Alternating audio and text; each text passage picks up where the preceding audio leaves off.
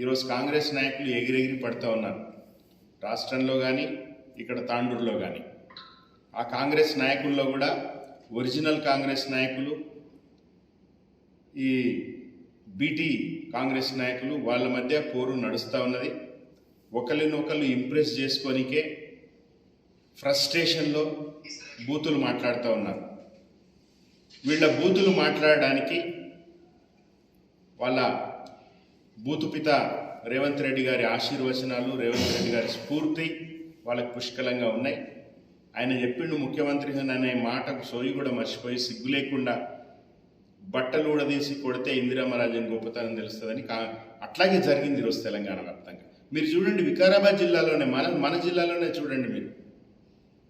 అటు వికారాబాద్లో స్పీకరు తను ఒక రాజ్యాంగబద్ధ పదవిలో ఉన్న విషయం కూడా మర్చిపోయి గడ్డం ప్రసాద్ గారు బీఆర్ఎస్ పార్టీ నుంచి పోటీ చేస్తున్న వాళ్ళని నామినేషన్ టైంలోనే వాళ్ళని ఎత్తుకపోయి విద్రాయించడం దగ్గర నుంచి గెలిచిన వాళ్ళని కూడా ఎత్తుకపోయి పోలీసుల సహాయంతో పోలీసు వ్యానులలో కూర్చోబెట్టి బీఆర్ఎస్ అభ్యర్థులను ఎత్తుకొని పోయిండు గడ్డం ప్రసాద్.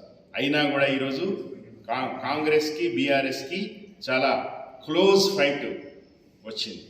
పరిగిలో కూడా రామ్మోహన్ రెడ్డి గారు నిన్న అది అక్కడ హంగ్ వచ్చింది. బీఆర్ఎస్ గెలిచిన అభ్యర్థిని కిడ్నాప్ చేయించిండు రామ్మోహన్ రెడ్డి. ప్రతి చోట ఇదే జరుగుతూ ఉన్నది. మనం చూసినాం ఇక్కడ తాండూరులో కూడా ఎన్నికలకు ముందే మా అభ్యర్థిని ఎత్తుకపోయి రాత్రంతా చిత్రహింసలు పెట్టి భయపెట్టి పైసలు ఇచ్చి ప్రలోభ పెట్టి అన్నీ చేస్తే కూడా మా అభ్యర్థి మా దగ్గరికి వచ్చి పోటీ చేసింది.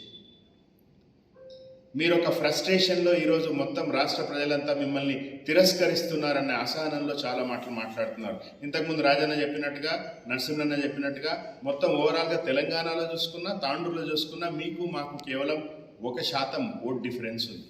దానికే మీరు ఎగిరెగిరి పడుతున్నారు.